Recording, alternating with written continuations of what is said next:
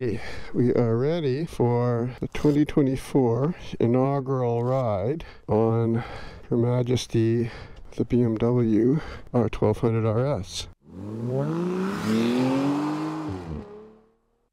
going to check the tire pressure, which is slightly low. I'm going to get some more on. Is good. Service light is still on because I changed the oil myself. Garmin's not on. Oh yeah, Garmin's turning on. Oh, that's sweet. That is so sweet. See, that's why I love this bike. It's like it doesn't take me very long. Get down there. See, and then there's this like, oh, I want to go faster feeling. With this rain jacket, summer jacket combo, I'm quite comfortable. It's showing, okay, it doesn't show me the temperature right now because I have it on tire pressure. The CRF will pull up this hill, but this bike is like butter. It's like nothing.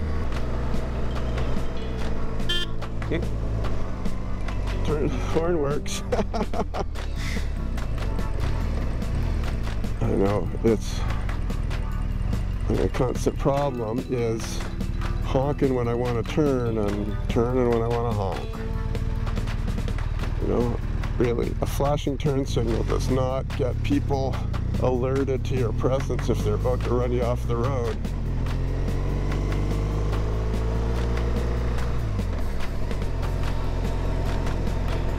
I'm not going to Petrocan where it costs $1 for air. I hate paying for air pumps because half the time they don't work anyways. I like the gear shift indicator. I mean, all these things that are on bikes today were not on bikes when I was riding in the 80s. There was no ABS, there was no gear shift indicator. You got a tachometer and a speedometer, and God, I don't think I even had a fuel indicator. So it says 2.2, 2.6, and it should be, I'm gonna check the, here we go, 36 and 42, so 2.5, 2.9.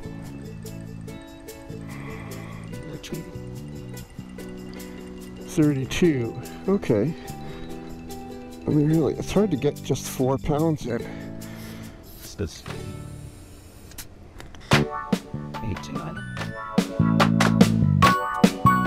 39. See? That's how easy it is to overshoot. 39. Close enough. 36.4. What's going on with this? Maybe the battery's dying. Yeah, I think it's a dead battery. What's in there? Okay, I'm gonna give it enough and see what the pressure monitor says. See if I can see the oil on this side better. I have to lay it like this. Okay, I can see the oil there now. And it's leaning up, so that's definitely not low. Okay, 2.4, 2.8. I'm actually hot with this jacket on. Yeah. Well, let's see what the air temperature says. Temperature 14.5. And I got no airflow through here, right? Because it's a rain jacket over top of my summer jacket. And I think the summer jacket would be too cool. See, if I want to put the B cam on, I can put it on the knob right here and put my phone somewhere else, like in my pocket or in the bag.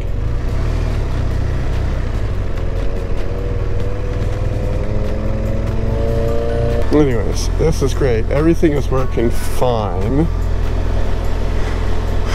And so I'm very happy. And I love riding this bike. It's a totally different experience.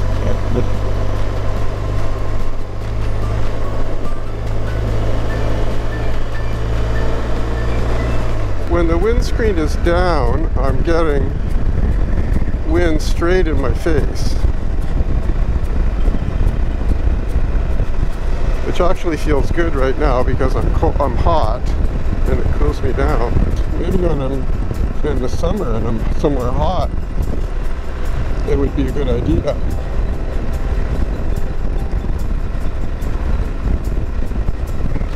You know, I mean, I think having a big piece of plastic in front of you is less aesthetically pleasing. This bike makes me lazy on shifting, right? I mean, I could ride in third gear just about anywhere. That's what took me a little bit of getting used to on the CRF. It's like 3,000 RPM. You're only pushing, what, 10 or 15 horsepower. You want to get up all the way to 20 something. I think it's 24, but that might be official. And I read somewhere somebody was saying 24 in the 300. So yesterday I couldn't make this light turn on the CRS. But I know it works from this one.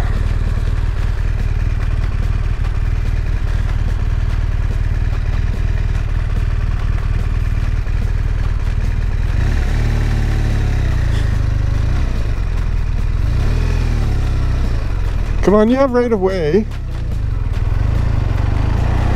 People. Garmin's a little bit dark at the sun. I don't know if I can adjust that, or I'm just not used to it.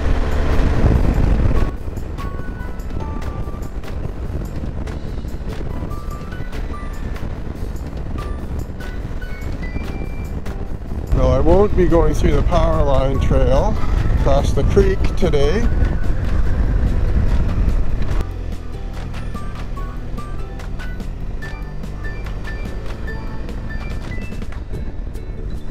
It's worse with my visor down, the noise. So that.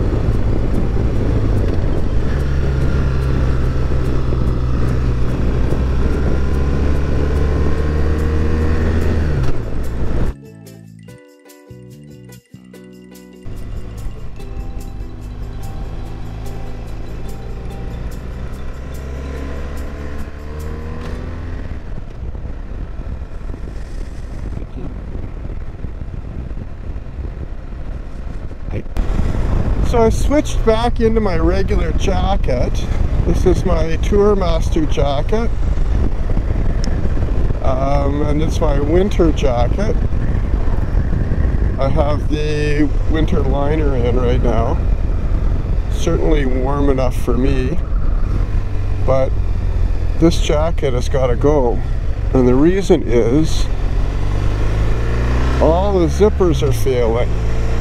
The Velcro failed on the cuffs and on the neck. Won't hold it tight.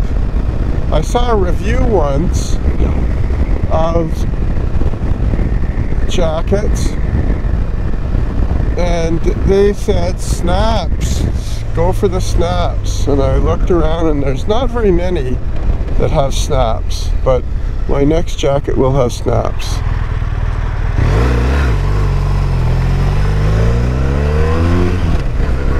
We're going to put the windscreen back up. I wonder how much that affects the noise on the mic.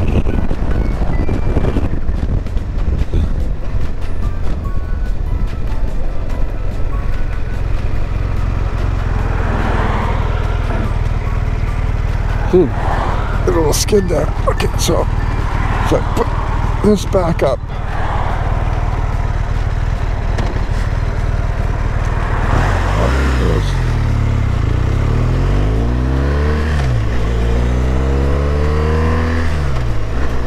It makes a huge difference for me with the wind in my face and the wind noise. I mean, I can't tell you how much difference it makes. I wonder if you can hear it on the video.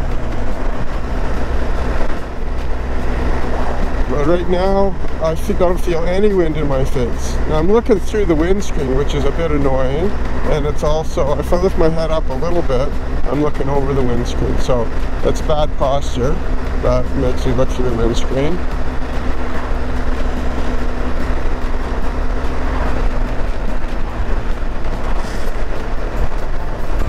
So but I have to go way up. I have to set up way high before I really even notice the wind in on my helmet.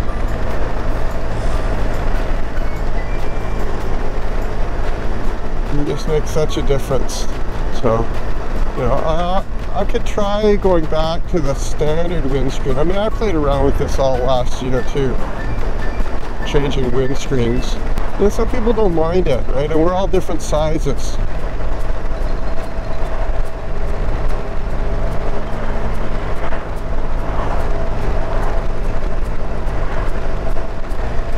Now I'm really gonna have to choose between dirt and street. You know, a nice, go for a ride.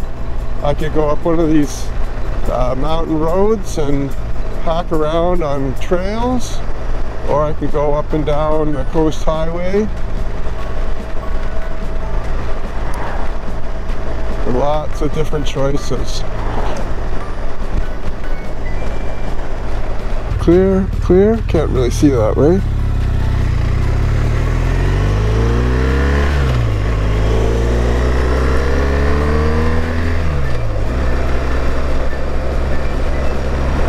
Whoa, that's a big bump.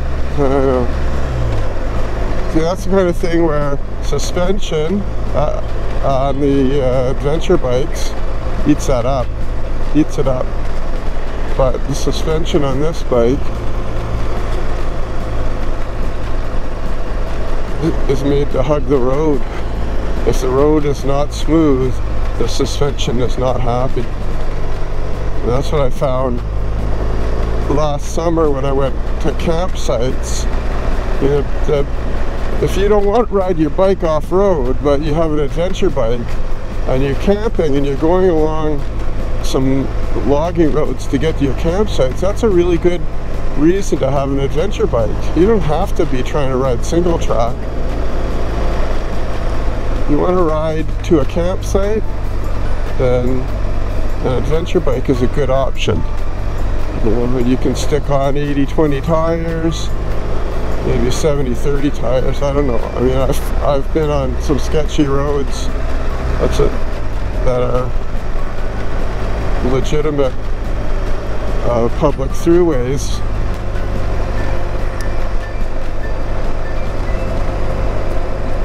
So if you're living somewhere, if I was living in northern British Columbia, I would probably not ride a bike like this very much.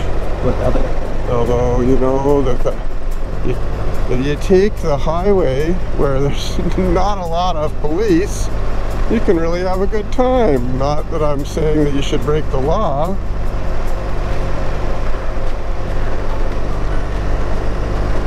But when I rode up the Alaska Highway, there was a lot of pavement and not a lot of people. Just saying.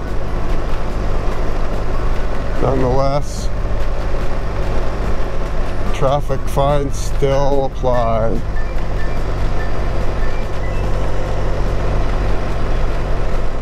Anyways, I wanted to look at my mileage. Oh yeah, I'm only at 14.5. So I was thinking about when I'm going to have my 25,000, but that's probably a year away then. I don't know, maybe I'll just have it into the dealer for a once over. Not the dealer. Forget the dealer. No, my the local mechanic. Penco. Very good.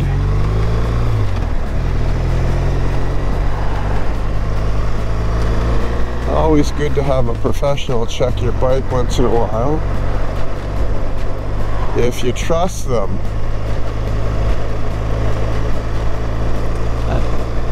I could tell you horror stories about mistakes mechanics have made, and I'm not a competent mechanic myself, but at least I care about my bike and I care about my life.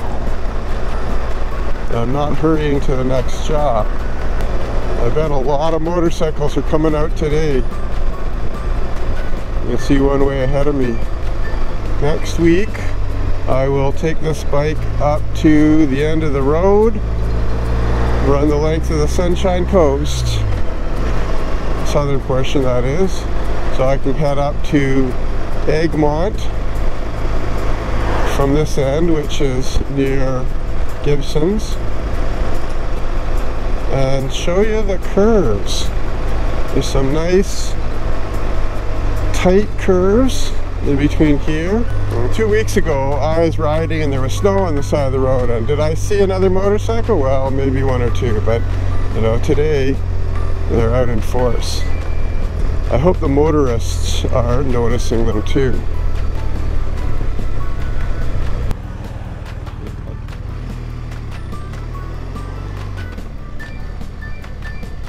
I thought that guy had a motorcycle helmet on a backpack, but instead he has a child on the back. And the child has the same helmet as the guy I just saw above, so what kind of weird coincidences are happening here?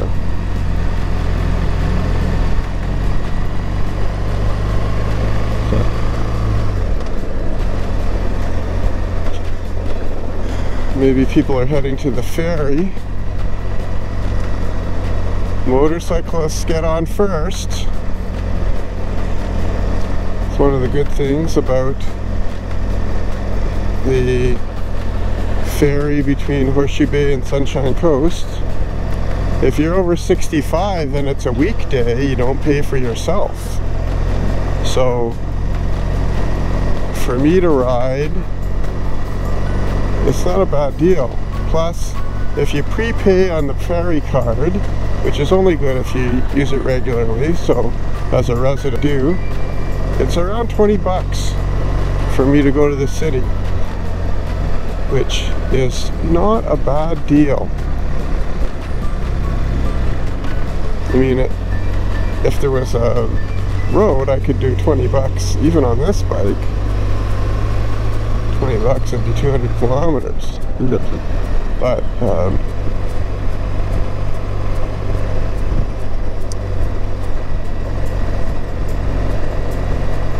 if you're taking a car and you're paying full price, that's right, 65s.